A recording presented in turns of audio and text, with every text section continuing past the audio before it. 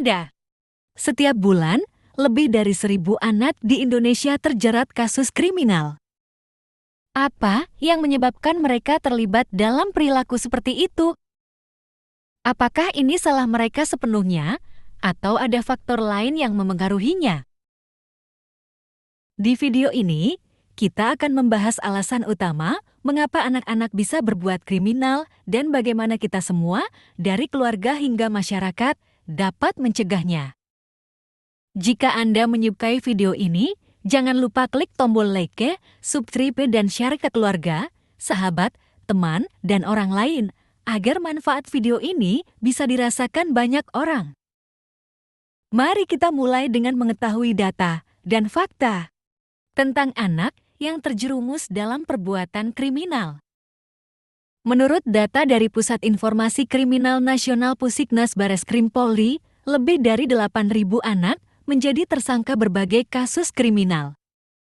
Jenis kriminalitas yang paling sering dilakukan adalah pencurian 35%, diikuti oleh narkoba 25%, kepemilikan senjata tajam 20%, dan kasus kekerasan lainnya. Apa yang menjadi penyebabnya? Mari kita lihat dan pelajari.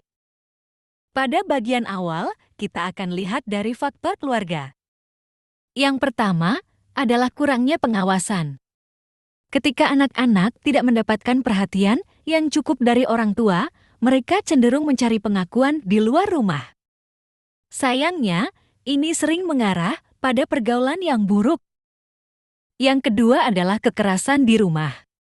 Anak-anak yang tumbuh di lingkungan penuh konflik atau kekerasan seringkali menunjukkan perilaku agresif atau menyimpang. Selanjutnya kita akan melihat dari faktor lingkungan sosial. Yang pertama adalah pengaruh teman sebaya. Pergaulan dengan teman yang memiliki perilaku menyimpang dapat menekan anak untuk mengikuti tindakan mereka. Yang kedua, lingkungan yang rawan aksi kejahatan. Tinggal di komunitas dengan tingkat kriminalitas tinggi membuat anak terbiasa melihat perilaku negatif. Berikutnya kita akan lihat dari sisi faktor ekonomi. Kemiskinan menjadi salah satu faktor besar. Anak-anak yang hidup dalam tekanan ekonomi seringkali terdorong mencuri atau melakukan tindakan lain untuk memenuhi kebutuhan mereka. Mari kita lihat dari sisi faktor pendidikan, apa yang mempengaruhi anak untuk berbuat kriminal. Anak-anak dengan pendidikan rendah atau yang tidak mendapatkan pendidikan moral yang baik lebih mudah terjerumus ke dalam perilaku menyimpang. Bagaimana dengan dampaknya? Dampak bagi anak.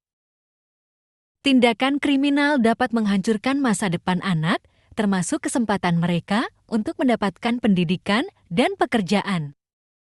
Dampak bagi keluarga. Stigma sosial yang melekat pada keluarga seringkali sulit diatasi. Dampak bagi masyarakat.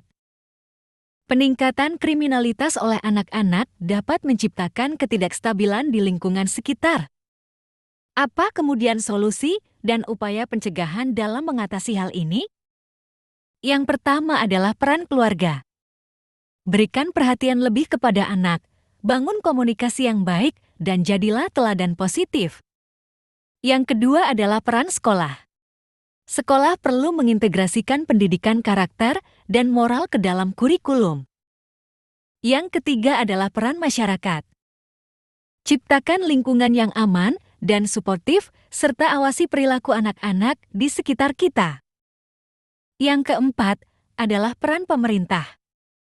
Sediakan program rehabilitasi untuk anak yang berhadapan dengan hukum dan kebijakan perlindungan anak. Dari apa yang telah kita lihat dan pelajari sebelumnya, kita dapat menarik kesimpulan sebagai berikut. Kriminalitas anak adalah tanggung jawab kita semua. Dengan perhatian, kasih sayang, dan bimbingan yang tepat, kita dapat mencegah generasi muda kita terjerumus dalam perilaku menyimpang. Bagaimana menurut Anda? Apa yang bisa kita lakukan untuk membantu anak-anak di sekitar kita? Tulis di kolom komentar. Terima kasih sudah menonton video ini hingga akhir. Jangan lupa klik tombol like dan subscribe untuk konten bermanfaat lainnya. Sampai bertemu kembali.